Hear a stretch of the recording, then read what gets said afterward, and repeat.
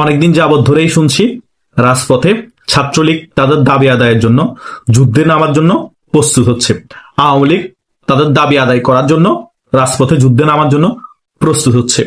এভাবে শুধু প্রস্তুতি হবে, কিন্তু যারা যুদ্ধে নামবে তাদেরকে যদি সংগঠিত করতে না পারেন এবং যুদ্ধ নামার মতো লোকদেরকে যদি কমিটিতে না রাখেন এবং নতুন কমিটি না দেন, তাহলে কিন্তু আন্দোলন চাঙ্গা করতে পারবেন না।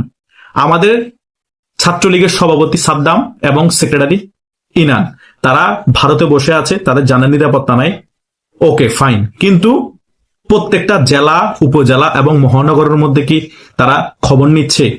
যে সকল মহানগরের ছাত্রলীগের কমিটি ইনঅ্যাক্টিভ আছে, যে সকল জেলার ছাত্রলীগের কমিটি ইনঅ্যাক্টিভ আছে, সে সকল কমিটিকে কেন বাতিল করে দিচ্ছে না? বাতিল করে যারা রাজপথে নামার জন্য ইচ্ছুক সে সকল কর্মীদেরকে কমিটিতে এনে রাজপথ কেন চাঙ্গা করছে না? ভাই, সেকেলে মাল দিয়ে রাজপথে নেমে যুদ্ধ করা যায় না। সেকেলে মালদেরকে জোর করে রাজপথে নামিয়ে যুদ্ধ করে জয়লাভ করা যায় না। যারা এখন কমিটিতে আছে প্রায় হাজার হাজার কোটি টাকা কামিয়েছে, কি ছাত্রলীগ বলেন, কি যুবলীগ বলেন, কি আওয়ামী লীগ বলেন, তারা এখন বিদেশে অনেকে পালিয়ে গিয়েছে, অনেকে সেভে থেকে রিল্যাক্সে আছে। তারা এখন রাজপথে নেমে রিস্ক নিবে না। যারা এখন কমিটিতে আসার জন্য পাগল হয়ে গিয়েছে এবং যারা একটি পরিচয় চাচ্ছে, তাদের সাথে যোগাযোগ করে পুরনো কমিটি বাতিল করে তাদেরকে কমিটিতে এনে তাদেরকে দায়িত্ব দিয়ে তাদেরকে দিয়ে আন্দোলন করান। তারাই দেখবেন আন্দোলনে নেমে যুদ্ধ করে তাদের দাবি আদায় করবে। আওয়ামী লীগের মধ্যেও সেম, যে সকল সেকেলে মালরা আছে টাকা পয়সা কামিয়ে বিদেশ পালিয়ে এবং দেশের মধ্যে আত্মগোপনে থেকে চুপচাপ বসে আছে, তাদেরকে কমিটি থেকে বাদ দিয়ে নতুন কমিটি করেন আওয়ামী লীগের যারা আছে। দেখবেন আওয়ামী লীগ, ছাত্রলীগ, যুবলীগ প্রত্যেকটা সংগঠন অটোমেটিক্যালি চাঙ্গা হয়ে যাবে। প্রত্যেকটা জায়গায় যুবলীগ নাকি অনেক গরম কমিটি দিয়েছে, কই যুবলীগের তো কোনো সারা শব্দ পাই না। মহানগর বলেন, জেলা বলেন, সারা শব্দ যখন নাই, এই সকল নরম পার্টিদেরকে বাদ দিয়ে গরম যারা আপনাদের সাথে যোগাযোগ আছে, যারা রাজপথে নামতে চাই, যারা রিস্ক নিতে চাই, যারা তাদের দাবি আদায়ের জন্য থেকে দেশে ফিরিয়ে আনার জন্য এসপার না হয় ওসপার চিন্তা করে রাজপথে নেমে দাবি আদায় করবে, তাদেরকে কমিটিতে আনুন। অন্তত তাদেরকে রাজপথে নামার আগে একটা পরিচয় দেন। তারা কোন বলে, তারা কোন খায় সে এখন রিস্ক নিবে, তাদের নাই পরিচয়। তারা না পেরেছে টাকা কামাতে, তারা কেন রাজপথে নামবে? যতই দলকে ভালোবাসুক, যতই কষ্ট করুক, তাদের মনে তো একটা ক্ষোভ আছে। যাদেরকে আপনারা টাকা খেয়ে কমিটিতে এনেছেন, যাদেরকে আপনারা যুবলীগের, ছাত্রলীগের, আওয়ামী লীগের কমিটিতে রেখেছেন, তারা তো রাজপথে নামছে না, তাদের ছেলে মেয়েও রাজপথে নামছে না, তাদের কর্মীরও রাজপথে নামছে না, তাহলে অন্যরা কেন রিস্ক নিবে? তাই এখনো সময় আছে। গেরিলা যুদ্ধ নামানোর জন্য বলেন, দাবি হাসিলের জন্য রাজপথে আন্দোলনের জন্য বলেন, সংগ্রামের জন্য বলেন, আপনাদের যারা রাজপথে নামতে যাচ্ছে তাদেরকে কমিটিতে আনতে হবে, তাদেরকে পরিচয় দিতে হবে। তারা দেখবেন অটোমেটিকলি উজ্জীবিত হয়ে যাবে খুশিতে, রাজপথ চাঙ্গ হয়ে যাবে, তখন দাবি আদায় করতে পারবেন। তাই ছাত্রলীগের সভাপতি সাদ্দাম এবং ইনান ওদের দৃষ্টি আকর্ষণ করছি, প্রত্যেকটা মহানগরের যারা এখন ছাত্রলীগের সভাপতি, সেক্রেটারির দায়িত্ব আছে, তাদের সাথে যোগাযোগ করুন। তারা কি অ্যাক্টিভলি রাজপথে আন্দোলনের জন্য তাদের কর্মী রেডি করতে পারবে, নাকি তাদের কমিটি বাতিল করে নতুন কমিটিতে এনে আন্দোলন চাঙ্গা করতে হবে? তারা যদি না পারে তাহলে তাদেরকে বাদ দিয়ে নতুন কমিটি আনতে হবে এবং নতুন কমিটিতে যাদেরকে আনবে তাদের সাথে যোগাযোগ করে কথা ঠিক করতে হবে, কমিটিতে তোমাদের আনা হচ্ছে, তোমরা রাজপথে আন্দোলন চাঙ্গা করো। এভাবে করে সংগঠিত করতে হবে, উজ্জীবিত করতে হবে। এখন আপনারা শুধু শুধু আমাদের মতো এরকম চ্যানেলে এসে বিভিন্ন জায়গায় টকশোতে আলোচনা করবেন ভারতে বসে বসে, লাভ নাই রে ভাই, কোনো লাভ নাই। এভাবে করে আন্দোলন চাঙ্গা হবে না, দাবিও হাসিল হবে না, জেলাও সেই কত থাকবে, অনলাইনের মধ্যে আলাপ আলোচনা চলবে, টকশো চলবে। এভাবে করতে করতে 10-15 বছর চলে যাবে, আপনারাও বুড়ো হয়ে যাবেন, আপনারাও বুড়া ছাত্রলীগের সভাপতি, সেক্রেটারি থাকবেন, নতুন করে ছাত্রলীগের কেন্দ্রীয় কমিটিও দেওয়া হবে না। তো এভাবে করে একটা সংগঠন চলতে পারে না। আপনারা আরো অ্যাগ্রেসিভ হতে হবে, আপনারা আরো দায়িত্ববান হতে হবে, দায়িত্ব নিয়ে প্রত্যেকটা তৃণমূল কর্মীদের সাথে যোগাযোগ করতে হবে। এখন ইগো রাখলে হবে না, আপনাদের অহংকার রাখলে হবে না। আমি কেন্দ্রীয় সভাপতি, সেক্রেটারি একটা তৃণমূল ছেলের সাথে কথা বলবো কেন? আপনাদের সকলের সাথে যোগাযোগ রাখতে হবে, সকলের কথা শুনতে হবে। এখন দুঃসময়, সেটা বুঝতে হবে। আপনারা সুসময় যেটা করেন নাই, দুঃসময় করবেন না। তো এই ধরনের ঘন্টা সভাপতি, সেক্রেটারি দিয়ে আমরা কি করবো? ছাত্রলীগের যারা কর্মী আছে তারা, আওয়ামী লীগের যারা কর্মী আছে তারা, যুবলীগের যারা কর্মী আছে তারা, এখন সকলেই আমরা সমান। আপনার সভাপতি যা ক্ষমতা, একটা তৃণমূল কর্মীরও তা ক্ষমতা, বরং আপনাদের ছাত্রলীগের সভাপতি, সেক্রেটারি থেকে তৃণমূল ছাত্রলীগের কর্মীর ক্ষমতা বেশি, কারণ তারা দেশে আছে, তারা জীবনের রিস্ক নিচ্ছে, তারা আন্দোলন সংগ্রাম রাজপথে করবার ফলে যদি দাবি আদায় হয়, তারপরে আপনারা বাংলাদেশ আসতে পারবেন, তারপরে নেতৃত্ব দিতে পারবেন। এটাই হচ্ছে রিয়ালিটি। আপনাদের থেকেও গুরুত্ব তাদের বেশি। আপনারা তাদেরকে এখন তোষামোদি করবেন, তাদেরকে ফাইন্যান্সিয়াল সাপোর্ট দিবেন, তাদেরকে দলীয় পরিচয় দিবেন। যারা পদে আছে রাজপথে নামতে পারবে না, আন্দোলন সংগ্রাম করতে পারবে না, তাদেরকে কমিটি থেকে বাদ দিবেন, তাদের দরকার নাই তো ভাই। তারা পদ নিয়ে বসে থাকবে, যারা রাজপথে নামার জন্য রেডি আছে তাদের পদ পদবি থাকবে না, পরিচয় থাকবে না, তারা কেন রাজপথে নামবে? অন্তত দুঃসময়ে একটা পরিচয় দেওয়ার চেষ্টা করুন। আমার প্রায় হাজার হাজার ছাত্রলীগের অনেক কর্মীদের সাথে কথা হয়, তাদের একটাই চাওয়া যে ভাই আমি রাজপথে জীবন দিতে প্রস্তুত, আমার একটা পরিচয়ের ব্যবস্থা করে দেন। সাদ্দাম ইনানের সাথে যদি আপনার কথা এই কথাগুলো পৌঁছে দেন, কই সাদ্দাম ইনান তো 1-1.5 বছর 2 বছর ধরে 1700-র উপর ভিডিও করেছি, আমাদের সাথে যোগাযোগ করার চেষ্টা করেছে, করেনি তো। তো এভাবে করে একটা সংগঠন চলতে পারে না। আমরা যোগাযোগ করার চেষ্টা করলে বিভিন্ন সময় তাদের বিজি দেখানো হয়। তো এভাবে করে একটা সংগঠনকে চাঙ্গা করা যাবে না। দুঃসময়ের রাজনীতি আর সুসময়ের রাজনীতি এক না। সাদ্দাম যথেষ্ট ট্যালেন্টেড একজন ছাত্রলীগের সভাপতি, ইনানো যথেষ্ট ট্যালেন্টেড একজন ছাত্রলীগের সেক্রেটারি, এটা নিঃসন্দেহে। কিন্তু দুঃসময়ের সাংগঠনিক রাজনীতি করার জন্য আরো অ্যাগ্রেসিভ হওয়া প্রয়োজন, কর্মী বান্ধব হওয়া প্রয়োজন। কারণ কর্মীদেরকে উজ্জীবিত করতে হয়, তা না হলে কর্মীরা উজ্জীবিত না হলে রাজপথে নামাতে পারবেন না। আরো কর্মী বান্ধব না হলে, সকলের সাথে যোগাযোগ স্থাপন না করলে, বেশি বিজি দেখালে, ভাব দেখালে, তাহলে কিন্তু দলটাকে সংগঠিত করা সম্ভব হয় না। তাই আমার এই ভিডিওটি যদি ছাত্রলীগের যারা সাদ্দামের সাথে একেবারে উৎপতভাবে কানেক্টেড আছেন তাদের কাছে পৌঁছে দিবেন, যে তারা নতুন কমিটি যাতে প্রত্যেকটা জায়গায় দেওয়ার ব্যবস্থা করে। যে সকল সেকেলে মালগুলো আছে ছাত্রলীগের, বয়স হয়ে গিয়েছে বা অ্যাক্টিভ না, তাদেরকে বাদ দিয়ে নতুন কমিটিতে কাদেরকে আনানো যায়, কেন্দ্রে বলেন, জেলাতে বলেন, মহানগরে বলেন, সেই ব্যবস্থা নেওয়ার জন্য। তা না হলে ছাত্রলীগ যে নিষিদ্ধ আছে এভাবে পড়ে থাকবে, চাঙ্গা হবে না, রাজপথ নামতে পারবে না। যুবলীগেরও সেম কাজ করতে হবে, আওয়ামী লীগেরও সেম কাজ করতে হবে। তা না হলে এভাবে শুধু প্রস্তুত হতেই থাকবে, গেরিলা যুদ্ধ নামতেই থাকবে। এগুলা শুধু মুখে বলার জন্য বলাই হবে, ভিডিওতে এসে বলার জন্য বলাই হবে, বাস্তবে কিছু প্রতিফলন হবে না। তাই বাস্তবে প্রতিফলিত হওয়ার জন্য প্রত্যেকটা আওয়ামী লীগের যে সকল ভাতৃপ্রাতিম সংগঠন আছে এবং যুবলীগ ধরে আরো অন্যান্য স্বেচ্ছাসেবক লীগ ধরে অন্যান্য সংগঠন আছে, তাদের সভাপতি সেক্রেটারি যারা আছে তাদেরকে আরো অ্যাগ্রেসিভ হতে হবে এবং কর্মী বান্ধব হতে হবে, যোগাযোগ স্থাপন করতে হবে এবং পুরান কমিটি বাদ দিয়ে নতুন কমিটি যারা আসবে, যারা রাজপথে নামার জন্য প্রস্তুত, আন্দোলন করার জন্য প্রস্তুত, তাদেরকে কমিটিতে রাখতে হবে। দেখবেন 1-2 মাসের মধ্যে আওয়ামী লীগের সকল কিছু পরিবর্তন হয়ে গিয়েছে, আওয়ামী লীগ চাঙ্গা হয়ে গিয়েছে, রাজপথে নামে সকল কিছু চাঙ্গা করে ফেলেছে এবং তাদের দাবি আদায় করেছে। আওয়ামী লীগের সকল নেতা দেশে ফিরে আসতে পারবে, এরকম পরিস্থিতি তৈরি হয়ে গিয়েছে। বাধ্য হয়ে তখন আওয়ামী লীগের উপর যে নিষেধাজ্ঞা দেওয়া হয়েছে কার্যক্রমের উপর, সেটা তুলে ফেলা হয়েছে। তাই এই সকল পদক্ষেপগুলো নিতে হবে, আমি যেগুলোর বিষয়ে আলোচনা করেছি। বাকিটা আপনাদের ইচ্ছা। আপনারা যদি আওয়ামী লীগকে তাড়াতাড়ি সংগঠিত করে রাজপথে ফিরাতে চান, আমি যেগুলো বলেছি সে সকল বিষয়ে মনোযোগী হতে হবে এবং সে সকল বিষয় করতেই হবে। তা না হলে উপায় নেই। তা না হলে এভাবে করে টকশো করতে পারবেন, সময়ের পর সময় যাবে, আপনাদেরও বয়স বাড়বে, কোনো লাভ হবে না। কথা বুঝতে পেরেছেন? বাস্তবতা আমাদের মেনে নিতে হবে। দর্শক, নির্বাচন যত এগিয়ে আসছে, নির্বাচনকে কেন্দ্র করে আলোচনা তো রয়েছেই, তেমনি একটা আলোচনা উস্কে দিয়েছেন আজকে জাতীয় পার্টির মহাসচিব শামীম হায়দার পাটোয়ারি। তিনি যেটা বলেছেন সেটা মানে একটা আতঙ্কেরই ব্যাপার। তিনি বলতে চাইছেন দেশ গৃহযুদ্ধের দিকে যেতে পারে যদি নির্বাচন সঠিকভাবে না হয়, সুষ্ঠুভাবে না হয়। দেশ গৃহযুদ্ধের দিকে যাবে এরকম আশঙ্কা তিনি কেন করছেন? যদিও নির্বাচনের প্রাককালে আমরা দুটো বড় হত্যাকাণ্ডের ঘটনা এরই মাঝে দেখে ফেলেছি। একটা তো মানে রীতিমতো আলোড়ন তুলেছিল শরীফ ওসমান হাদির ব্যাপারটা, অন্যটা বিএনপির নেতার ক্ষেত্রে যেটা হলো, সেই ক্ষেত্রে বিএনপিকে অনেকটা উদাসীন রাজনীতি করতেই দেখা গেছে। বিএনপি মনে করেছে যে এটা একটা বিচ্ছিন্ন ঘটনা এবং শুধু মনে করে না, তারা বলেও দিয়েছে যে এটা একটা বিচ্ছিন্ন ঘটনা। এবং বিএনপির আরেক নেতা বলেছেন যে এই ধরনের ঘটনা ঘটানো হচ্ছে সরকারকে বেকায়দায় ফেলাতে, অথচ তাদের বড় একজন নেতা আক্রান্ত হচ্ছেন এবং হত্যাকাণ্ডের শিকার হচ্ছেন। এরকম ঘটনা যখন দেখছি তখন জাতীয় পার্টির মহাসচিবের এই মন্তব্যটা আমাদের মনে, আমরা যারা সাধারণ মানুষ তাদের মনে সত্যি সত্যি আতঙ্কের জন্ম দিতে পারে। কি ভাবছে জাতীয় পার্টি? কেন দেশ গৃহযুদ্ধের দিকে যেতে পারে? কি এমন পরিস্থিতি হলো যে এরকম কথা তাকে বলতে হলো? কি বলতে চাইছেন তিনি? চলুন একটু জেনে দেখি এই ভিডিওতে। দর্শক, বলছিলাম দেশ গৃহযুদ্ধের দিকে যেতে পারে এরকম ভয়াবহ মন্তব্য করছেন জাতীয় পার্টির মহাসচিব। কেন মন্তব্য করছেন তাকে নিয়ে বাংলা ট্রিবিউন এই খবরটা দিয়েছে। বাংলা ট্রিবিউন তাদের শিরোনামটা দেখে নিতে পারেন। সেখানে বলা হচ্ছে ভোট সুষ্ঠু না হলে দেশে গৃহযুদ্ধ হতে পারে। জাপা মহাসচিব দরজায় কড়া নাড়ছে ত্রয়োদশ জাতীয় সংসদ নির্বাচন, এই নির্বাচন সুষ্ঠু না হলে গৃহযুদ্ধ হতে পারে, এমন মন্তব্য তিনি করেছেন। আগার ঠাকুরগাঁয়ে নির্বাচন কমিশন অফিসে মিটিং শেষে তিনি এ ধরনের মন্তব্য করেছেন। জাপা মহাসচিব বলেছেন, এই ভোটটি সুষ্ঠু হওয়া জাতির জন্য প্রয়োজন। এই ভোট সুষ্ঠু না হলে দেশে গৃহযুদ্ধ হতে পারে, রাজনৈতিক মতপার্থক্য পার্থক্য বাড়তে পারে, দেশের অর্থনীতি ধ্বংস হতে পারে। এই ভোটটি দেশকে বাঁচাতে পারে যদি শুধু সুষ্ঠু হয়।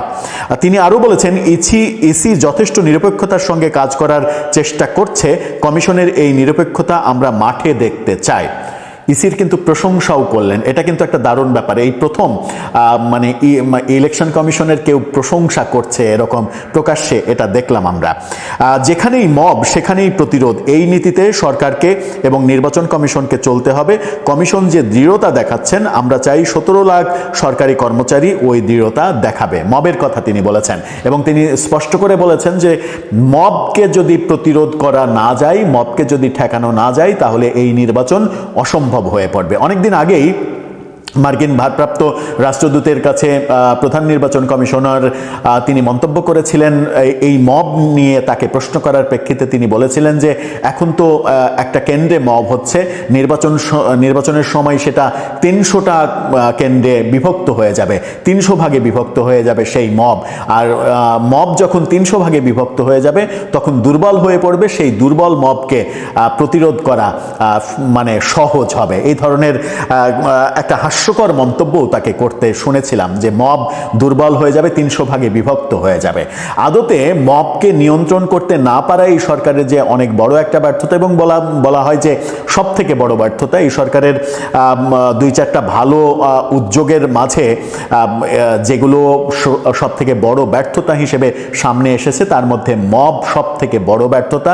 এবং মবের মাধ্যমে সারা দেশে যে অরাজক পরিস্থিতি তৈরি হয়েছে, সেটা সর্বশেষ সরকার সত্যিকার অর্থেই উপলব্ধি করতে পেরেছে প্রথম আলো ডেইলি স্টারে হামলার প্রেক্ষিতে। প্রথম আলো ডেইলি স্টার বাংলাদেশের সব থেকে বড় দুটো গণমাধ্যম, সেখানে যখন হামলা হয়েছে তখন সরকার সত্যিই টের পেয়েছে এবং সরকারের প্রধান উপদেষ্টার প্রেস সেক্রেটারি অবশেষে এর অস্তিত্ব, মবের অস্তিত্ব স্বীকার করেছেন এবং নিজে যে অসহায়ত্বের মধ্যে চলে গেছেন সেটাও প্রকাশ করতে দ্বিধা করেননি। তিনি লেভেল প্লেইং ফিল্ডের কথা বলেছেন। লেভেল প্লেইং ফিল্ডের জন্য সেনাবাহিনী, পুলিশ এবং প্রশাসনকে কাজ করতে হবে বলে বলেছেন। আজকে আমরা দেখেছি জাতীয় পার্টির যে এমপিদের যাদের মনোনয়ন অবৈধ হয়েছিল, তাদের আপিলের প্রেক্ষিতে 4 জন মনোনয়ন ফিরে পেয়েছেন, আরও কয়েকজন অপেক্ষায় রয়েছেন, এরকমটা আমরা দেখেছি। মনোনয়নের আপিলের ব্যাপারগুলো চলছে, এই আপিলের ব্যাপারগুলোতে আমরা অনেককেই প্রার্থিতা ফিরে পেতে দেখছি। তার মধ্যে এনসিপির সাবেক নেত্রী তাসনিম জারা, যিনি ঢাকা 9 আসন থেকে স্বতন্ত্র নির্বাচন করছেন, তিনি তার মনোনয়ন মানে প্রার্থিতা ফিরে পেয়েছেন। তিনি আশা প্রকাশ করেছেন ফুটবল মার্কা নিয়ে তিনি নির্বাচন করবেন। ওদিকে হামিদুর রহমান আজাদ, কক্সবাজারের জামাতের সহকারী সেক্রেটারি জেনারেল, তার মনোনয়নপত্র বাতিল হয়েছিল, আপিলে তিনি প্রার্থিতা ফিরে পেয়েছেন। এই দুটো বড় খবর আজকে ঘটেছে মনোনয়নের প্রার্থিতা ফিরে পাওয়ার ক্ষেত্রে। কিন্তু জাতীয় পার্টির মহাসচিব যে গৃহযুদ্ধের আশঙ্কা করছেন, সেটাকে কি আমরা অমূলক কিংবা একেবারে উড়িয়ে দিতে পারি? তার মন্তব্যটা কিন্তু খুবই সিরিয়াস, খুবই গুরুত্বপূর্ণ। কারণ নির্বাচনের প্রাক্কালে এখনো কিন্তু আমরা সহিংসতা ঠেকাতে পারিনি। সারা দেশে নানা ধরনের সহিংসতা হচ্ছে। কালকে বেশ কয়েক জায়গায় অনেকগুলো সংঘর্ষের ঘটনা দেখেছি, কখনো বিএনপি, কখনো বিএনপি এনসিপি, কখনো বিএনপি জামাত। এই ধরনের ব্যাপারগুলো বারবার আমাদের সামনে আসছে গণমাধ্যমের মাধ্যমে। এই ব্যাপারগুলো ঠেকানো যেমন জরুরি, তেমনি প্রশাসনের বলিষ্ঠ ভূমিকা প্রয়োজন এই নির্বাচনটাকে সুষ্ঠু নির্বাচন হিসেবে মানে সুষ্ঠু নির্বাচনের ফলাফলটা বের করে আনতে। এরই মাঝে রাজনৈতিক পালাবদল আরও হতে বাকি আছে কিনা সেটাও একটা বড় প্রশ্ন। আমরা জানি যে একদিন পরেই মার্কিন রাষ্ট্রদূত, নতুন রাষ্ট্রদূত, তিনি বাংলাদেশের দায়িত্ব নিয়ে বাংলাদেশে আসছেন। তিনি আসার পরে আবার কোনো নতুন পরিস্থিতির জন্ম হয় কিনা সেটাও একটা বড় আলোচনার ব্যাপার। তিনি যদি তার নিরাপত্তার ঝুঁকি নিতে না পারেন, তিনি যদি তার নিরাপত্তার ব্যবস্থা দলীয় নেতাকর্মীর ওপর ভরসা করে করতে না পারেন, তাহলে তিনি ঘর থেকে বেরোবেন কি করে? আর ঘরে বসে তিনি দিনের পর দিন সাক্ষাৎ করে যাবেন আর শিরোনাম হতে থাকবেন, আর তাতেই তিনি নির্বাচন জিতে যাবেন। নির্বাচনটা তো কখনো এত সহজ সহজ ছিল না, যে কারণে প্রাণের ঝুঁকি নিয়েই তো রাজনৈতিক নেতারা আমাদের মতো দেশগুলোতে নির্বাচনী প্রচারণা চালান। এমনকি প্রেসিডেন্ট ট্রাম্পের নির্বাচনী জনসভাতেও তো আমরা হামলা হতে দেখলাম। বেগম খালেদা জিয়া, শেখ হাসিনা যত জনসভায় সারা বাংলাদেশ এক একবার নির্বাচনের আগে যখন চষে বেরিয়েছেন, এমনকি প্রতিকূল সরকারি পরিস্থিতিতেও তখন তাদের নিরাপত্তার ব্যবস্থা করেছে কে? বিএনপি নেতা তারেক রহমান যেসব বাধার কারণে দেশে ফিরতে পারছিলেন না, সেসব বাধা মধ্যে সবচেয়ে বড় উদ্বেগের কারণ যে ছিল তার নিরাপত্তা, সেটা নিয়ে সব সময় আলোচনা ছিল। বিশেষ করে তিনি যেহেতু জিয়া পরিবারের একমাত্র উত্তরসূরি, কাজেই তারেক রহমানের জীবনের সাথে সরাসরি বিএনপির রাজনৈতিক এবং দলীয় ভবিষ্যৎ সম্পৃক্ত, সে বিষয়টা মাথায় রেখে তারেক রহমানের নিরাপত্তার বিষয়টা যে তার দল সর্বোচ্চ গুরুত্ব দিচ্ছে, অনেক সময়ই সেই প্রসঙ্গ আলোচনা করেছেন বিএনপির শীর্ষ নেতৃবৃন্দ, যখন বারবার প্রশ্ন উঠছিল 2024-এর 5ই আগস্টের পর থেকে যে তারেক রহমান ফিরছেন না কেন। তারেক রহমান যখন 25শে ডিসেম্বর দেশে ফেরার ঘোষণা দিলেন, তখন যেমন এটা বুঝতে বাকি থাকলো না যে যেসব ব্যক্তি বা পক্ষের সঙ্গে তার সমস্যা, যারা তাকে বাধাগ্রস্ত করতে চাইছিলেন দেশে ফেরার পথে, সেই বাধা যেমন কেটে গেছে, সেসব দূরত্ব যেমন দূর হয়েছে, তেমনি নিশ্চিতভাবে তার নিরাপত্তার একটা সর্বোচ্চ গ্যারান্টি তিনি পেয়েছেন এবং তিনি দেশে ফিরেছেন। দেশে ফিরে জনসভায় বক্তৃতা দিয়েছেন। তবে সেদিন 4000 আইন শৃঙ্খলা রক্ষাকারী বাহিনীর সদস্য শুধুমাত্র তারেক রহমানের ডিউটি করেছে। তারেক রহমান একটা বুলেট প্রুফ বাসে করে ঢাকার তার গুলশানের বাড়ি থেকে এরপর সংসদ ভবন এলাকায় গিয়ে তার বাবার কবর জিয়ারত করেছেন। আর খালেদা জিয়ার জানাজার অনুষ্ঠানটি তো সেদিন তো সেটা একটা রাষ্ট্রীয় ব্যবস্থাপনাতেই হয়েছে, কাজেই সেনা প্রহরা, পুলিশ প্রহরা সব ছিল। তো প্রশ্ন উঠছিল যে তিনি কি তাহলে বাংলাদেশে ফিরলেন এমন একটা গ্যারান্টি পেয়ে যে তিনি কখনোই একটা সর্বসাধারণের রাজনৈতিক নেতা হয়ে উঠতে পারবেন না, তাকে সব সময় একটা রাষ্ট্রীয় ব্যবস্থাপনায় শত শত পুলিশ, আইন শৃঙ্খলা বাহিনীর সদস্য পরিবেষ্টিত হয়ে ঘুরে বেড়াতে হবে, নাকি তিনি রাজনৈতিক নেতা হতে পারবেন না, বরং তাকে এক রকমের গৃহবন্দী একটা সরকার প্রধানের বা রাষ্ট্রপ্রধানের চেহারা দেওয়া হবে, যিনি কিনা নিরাপত্তার চাদর মুড়ে থাকবেন। তারেক রহমান সেই আগল যে ভাঙতে চাইছিলেন, সেটা তিনি একটা ইঙ্গিত দেন শুক্রবারে, যখন তিনি তার গুলশানের বাড়ি থেকেই হেঁটে তার 2-3 জন সহকর্মী নিয়ে হেঁটে তিনি গুলশান কার্যালয় পর্যন্ত যান।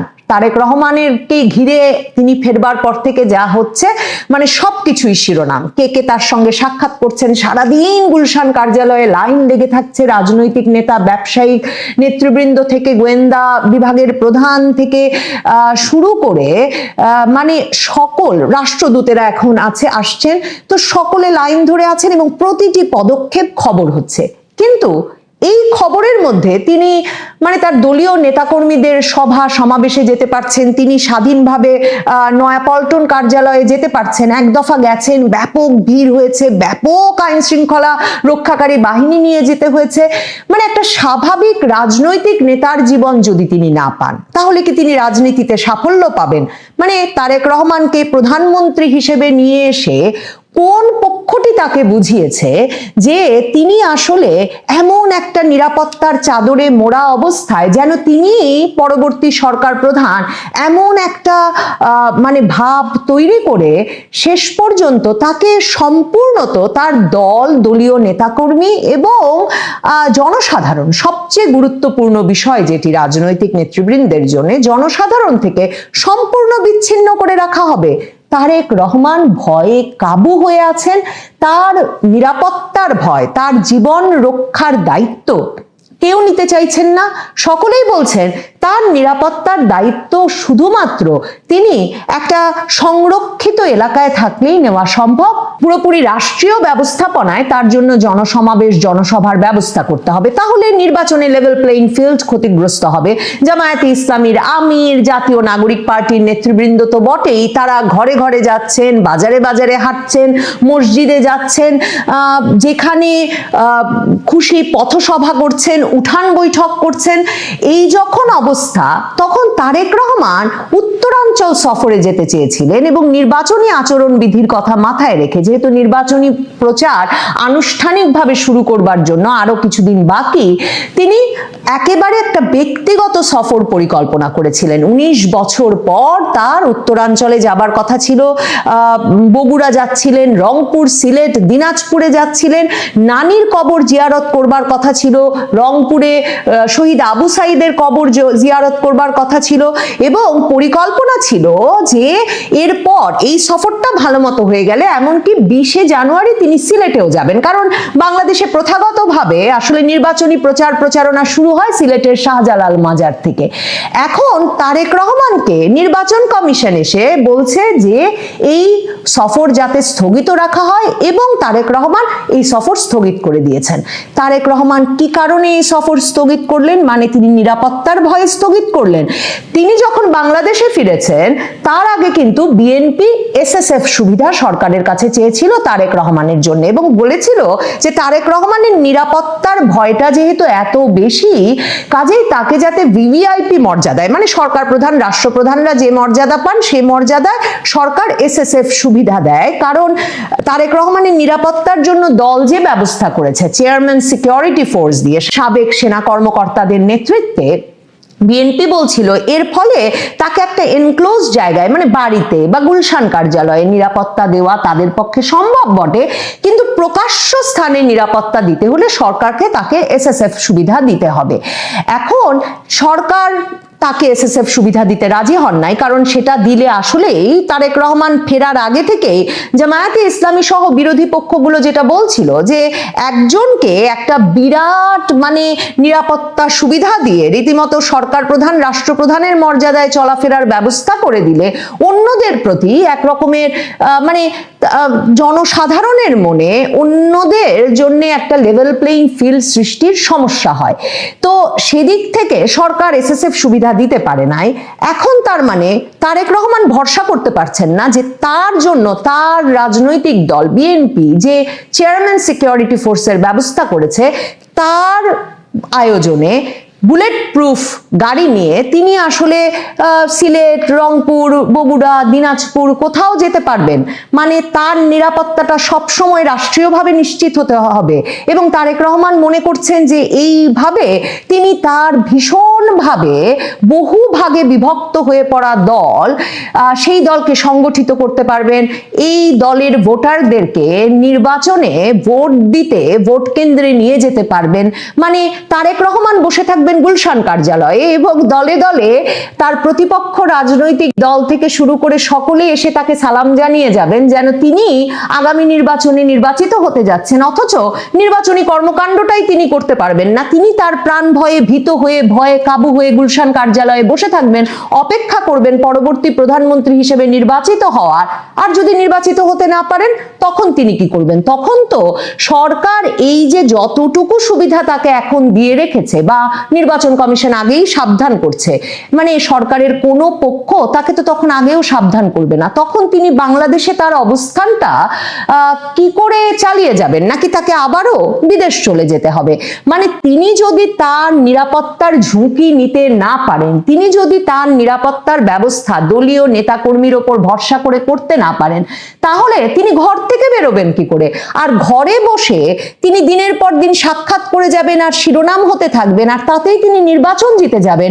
নির্বাচনটা তো কখনো এত সহজ ছিল না, যে কারণে প্রাণের ঝুঁকি নিয়েই তো রাজনৈতিক নেতারা আমাদের মতো দেশগুলোতে নির্বাচনী প্রচারণা চালান। এমনকি প্রেসিডেন্ট ট্রাম্পের নির্বাচনী জনসভাতেও তো আমরা হামলা হতে দেখলাম। বেগম খালেদা জিয়া, শেখ হাসিনা যত জনসভায় সারা বাংলাদেশ এক একবার নির্বাচনের আগে যখন চষে বেরিয়েছেন, এমনকি প্রতিকূল সরকারি পরিস্থিতিতেও তখন তাদের নিরাপত্তার ব্যবস্থা করেছে কে? এমনকি তারেক রহমানরা যখন ক্ষমতায়, বেগম খালেদা জিয়ার সরকার ক্ষমতায়, শেখ হাসিনা বিরোধী দলীয় নেত্রী, 21শে আগস্টের গ্রেনেড হামলা ঘটলো এবং আওয়ামী লীগ মনে করে এবং তারেক রহমানের বিচার হয়ে গেল যে সরকারই নাকি ওই যুদ্ধে ব্যবহারের যোগ্য গ্রেনেড নিয়ে এসেছিল বিরোধী দলীয় নেত্রীর সভায় হামলা চালাতে।